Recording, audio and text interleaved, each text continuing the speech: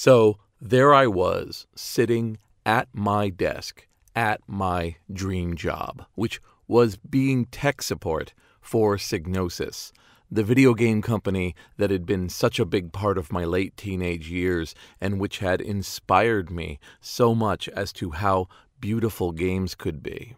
And my job was going to be to answer the phone and answer questions about Psygnosis games as if I was the expert, the guru on the hill that the players came to get their hints.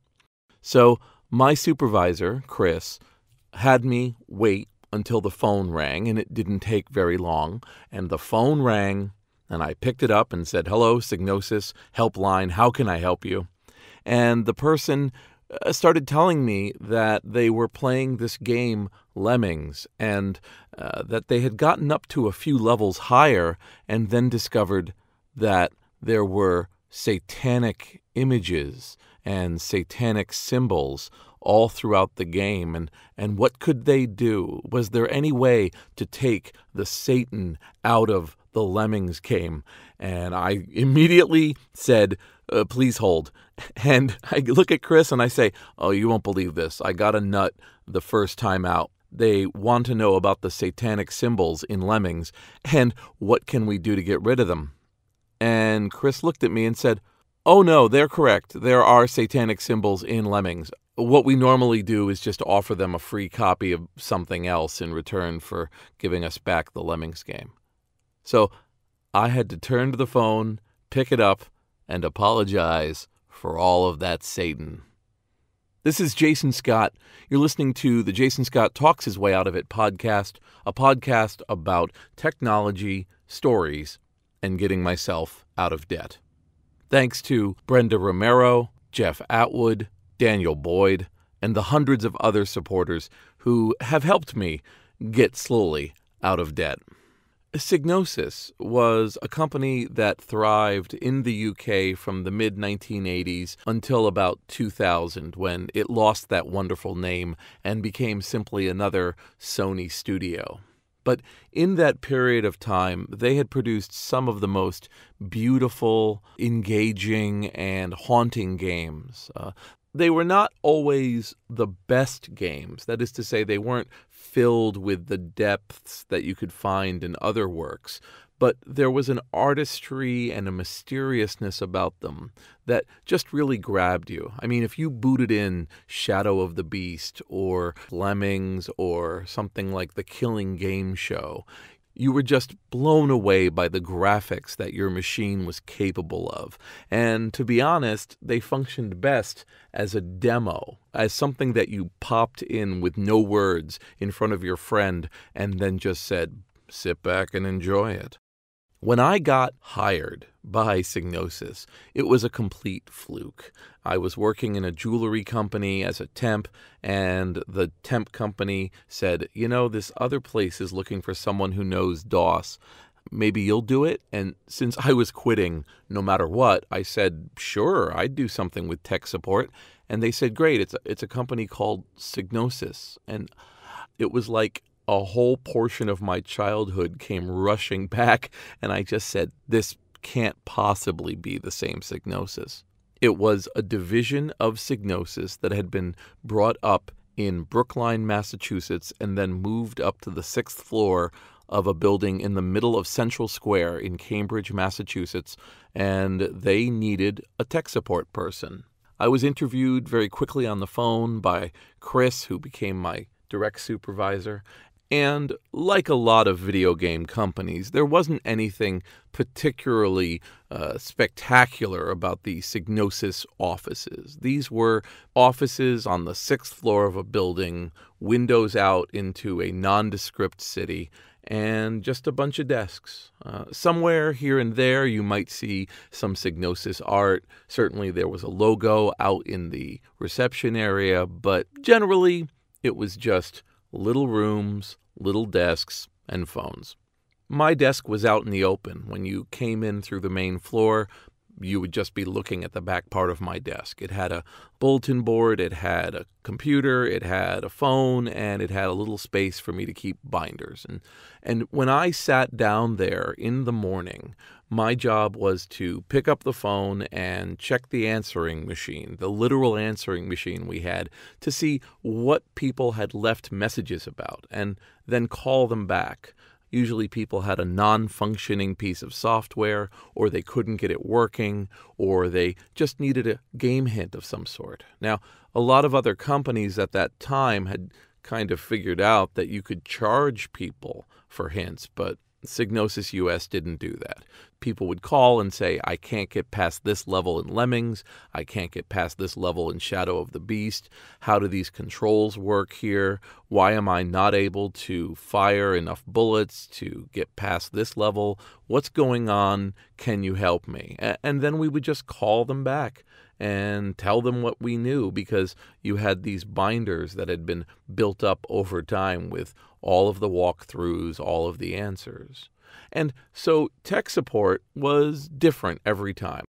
It could be anywhere in the country. Occasionally it was anywhere in the world.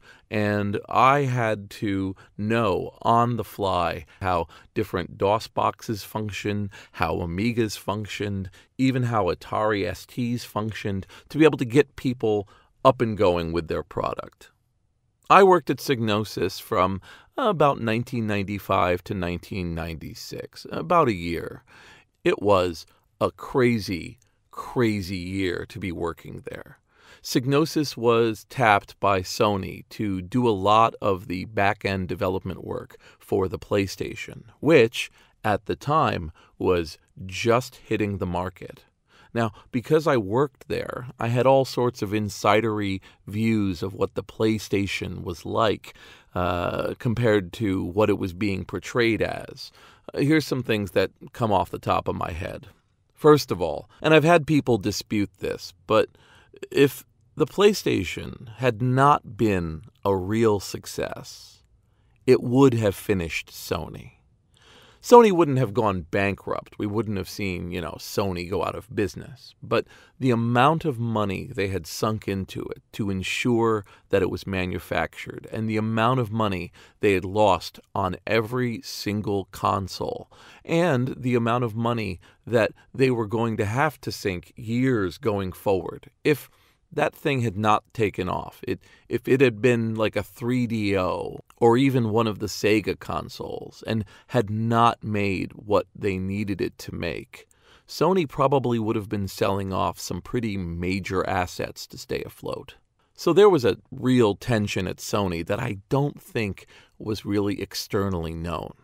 One of the side effects of this was that Sony hedged its bets. The development consoles, the ones that people were working on to make these initial releases of games, had 8 megabytes of RAM.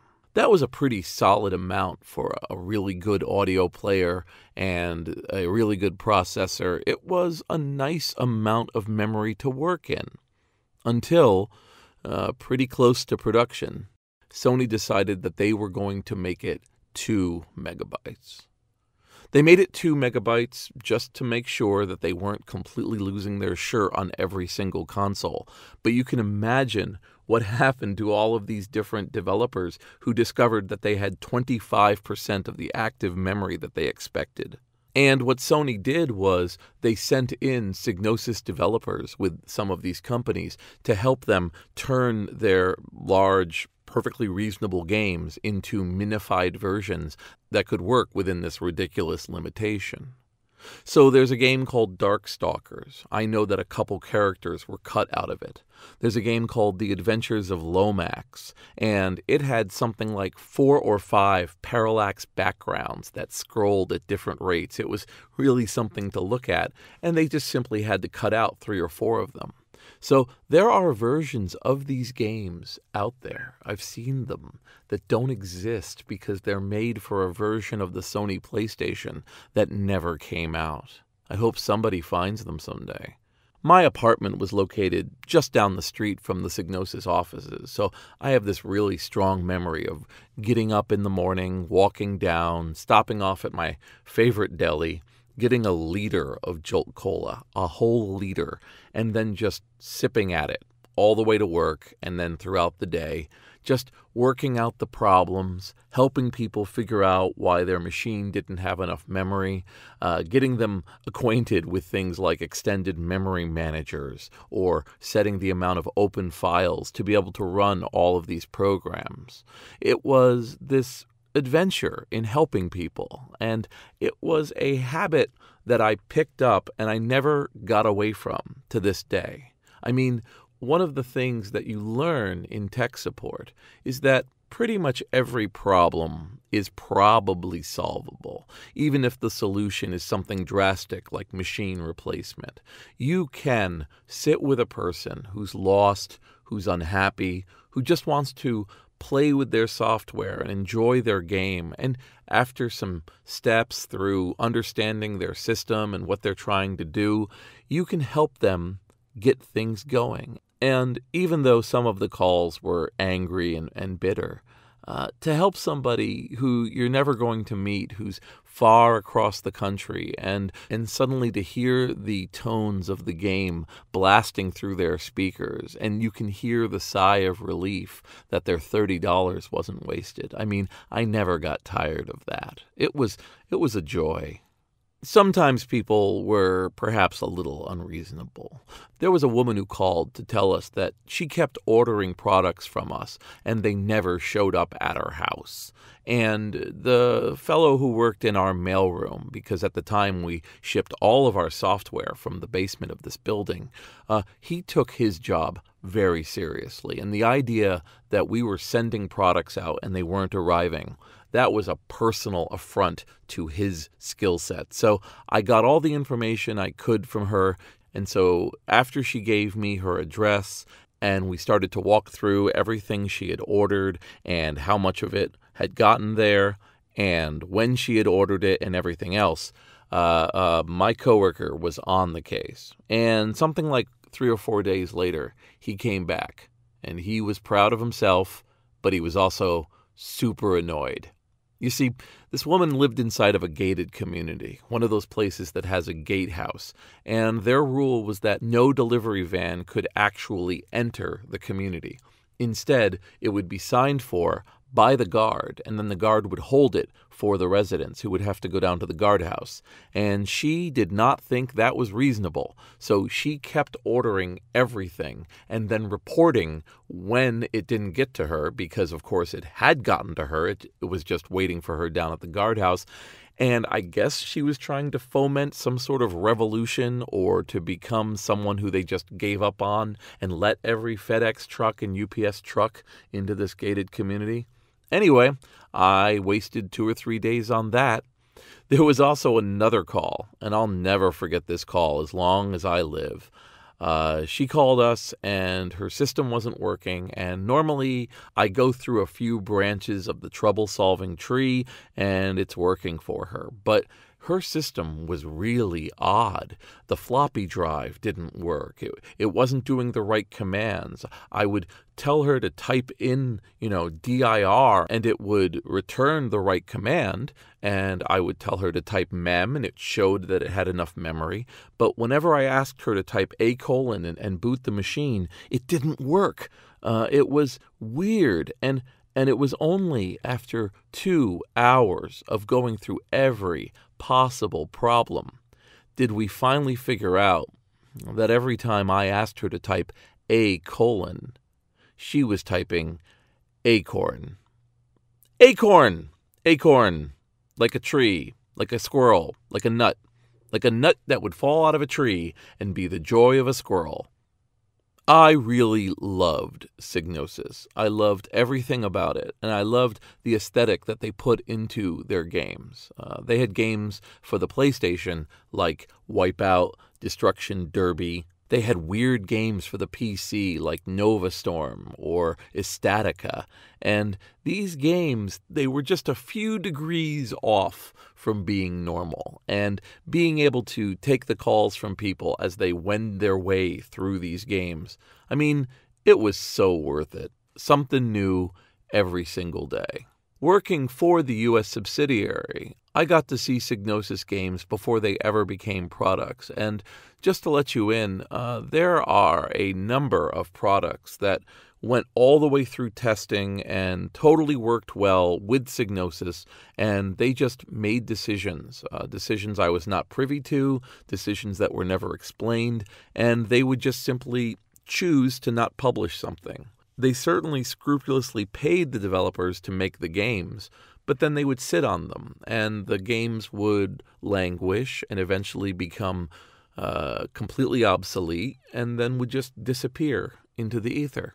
I'm sure there are prototypes and unusual versions of programs that people know sitting inside of some boxes in someone's apartment in the UK. It'll be a great day when those get out there. Another thing I saw, when the PlayStation, the original PlayStation, came out, Sony did this extremely weird campaign. They put the PlayStation into dance clubs. They would rent out clubs and put PlayStations in them and have people play Wipeout to get them in the mood and to tell them this was a console that was going to appeal to the club crowd. The original Wipeout has Red Bull as a sponsor, which at the time, I remember seeing the Red Bull logo and thinking, oh man, I really wish they had gotten a real company up on the billboards. I didn't know Red Bull was a real company until years later. And they would bring these game systems into clubs, give them Red Bull, let them play Wipeout, and then convince people that this was the way to go in the future with your gaming needs. I found out just recently that this was actually done with the original game Simon, that pattern recognition color game, the round one with the 4 buttons. They brought them into discos and set them up, and people could play Simon in the club and be told, this is the future, and if you want to be groovy, you want to pick up Simon. So nothing's new under the sun. But they went a little farther with the Sony PlayStation. And again, I've mentioned this before. People don't believe me, but one day I was looking around through some of the promotional materials around the PlayStation. You know, the PlayStation logo was on a whole bunch of weird items. They were on mugs and t-shirts. There were reprints and posters of advertisements that were in Europe, but not in the US. There was one that had 2 people with bloody noses, as if the game had blown them away, but it was also meant to be a reference to cocaine. And going through these promotional materials, I found this perforated sheet. And the perforated sheet was in little tiny centimeter squares. And I asked about this, and I found out that on the sly, somebody within Sony had made blotter paper. This was meant to have droppers put drugs on them, and people could pull apart this Sony PlayStation logo and get high off it. This was a real thing that Sony made and had, and maybe it was used, maybe it was never used, but I've held it in my hands. There was PlayStation drug paraphernalia. All of this was being done by the UK division of Sony, and I found out that there was a weird kind of dynamic happening between the Japanese division and the UK division. The US division was completely subservient to the others, but the UK division was driving the image and the logo and everything else to build up this weird kind of outlaw underground feel to the console. And jammed somewhere in the middle of that was Psygnosis.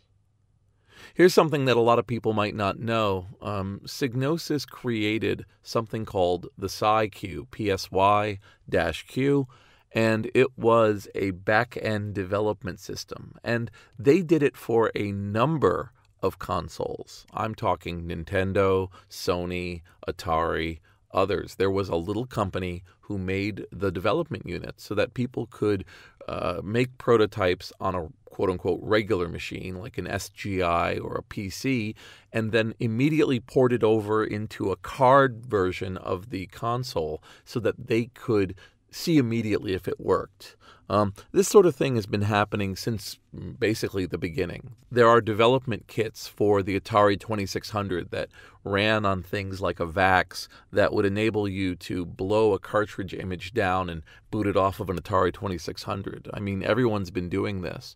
But Psygnosis had a business that it had done for years for people, including Sony's competitors, making development cards. And when I found that out, I just had so much more love for this company because they were willing to do anything with anyone at any time. Sony had bought Psygnosis in the early 1990s, and it was not a good marriage. I'm not that much of an insider to everything that went on, but to give you an idea about how contentious things got, at one point, Wipeout was meant to be the console-exclusive wonder of the PlayStation. It was hot. It was clubby. They got it into the Hackers movie by showing an SGI prototype.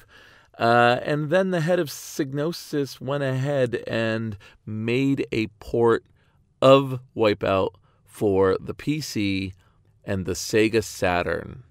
Can you imagine somebody purchased by Nintendo turning around and making the new Nintendo platformer work in Steam? It happened. It absolutely happened. You know, I'm cherry-picking the really weird stuff that happened, but for the year that I was at Psygnosis, from when I was 25 to when I was 26, it was just so eye-opening after a lifetime of playing with video games and being a part of computer games to experience it from the point of view of a company. People would have lives. They'd have kids and families, and they would come into work and work on games of all sorts, right? We had PR people and sales people making deals with department stores or calling up magazines. We'd be getting back all of these customer service cards that people could fill out about what they liked or didn't like about the games. And of course, I was answering all sorts of technical support questions or bringing them to other people. There were releases that were coming that we learned about, that we sweated over. There was one case when we discovered that all of the copies of Discworld weren't working. They had some major flaw in them, and we were going to have to repackage them. So in the basement of Psygnosis on a weekend, all of the people who had the time, who could make it in, we had 10,000 copies of Discworld, and we opened them up, replaced the broken media with the working media, and resealed it.